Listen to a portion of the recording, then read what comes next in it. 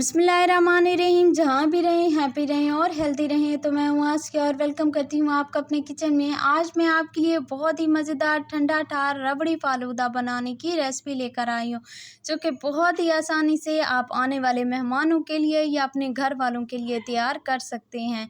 यहाँ सबसे पहले मैंने 2 अदद गिलास ले लिए हैं और अब इसमें डालूँगी तुख मिलंगा। ये मैंने 1 घंटा पहले ही भिगो के रखा हुआ था। दोनों गिलासों में डाल दूँगी। उसके बाद मेरे पास फ़ालूदा सेवइयाँ हैं, ये आसानी से मिल जाती हैं बाज़ार से, लेकिन मैंने घर में तैयार की हैं। मैं बाद में इसकी रेसिपी आपको दूँगी। तो ये मेरे पास जेली है, इसको भी मैंने पहले ही से बना के रखा हुआ था। ये भी मैं दोनों गिलासों में डाल दूँगी। उसके बाद मेरे पास है ये कस्टर्ड मैंगो कस्टर्ड है मेरे पास। कस्टर्ड तो तकरीबन सबको बनाना आता है, तो ये कस्टर्ड भी मैं इसके अंदर डाल दूँगी। उसके बाद दोबारा से तुख मिलंगा डालूँगी दोनों गिलासों में, और मेरे पास जो सेवइयाँ हैं वो भी मैं इसके ऊपर डाल दूँगी दोबारा से।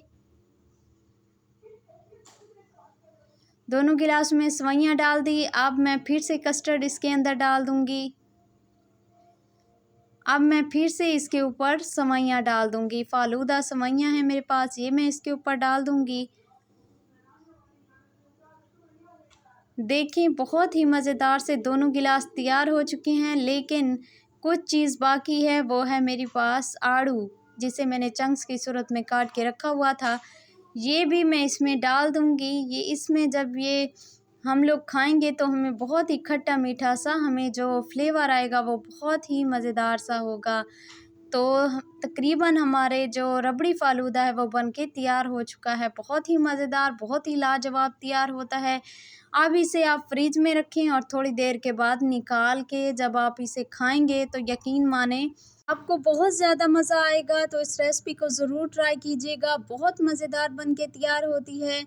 और अगर मेरी रेसिपी आपको अच्छी लगी हो तो रेसिपी को लाइक कर दें, चैनल को सब्सक्राइब कर दें। इंशाल्लाह भी नई रेसिपी के साथ हाजिर होंगे। अपना बहुत सारा ख्याल रखिएगा। आसिया को अपनी दुआओं में याद रखिएगा। अल्लाह निगहबान।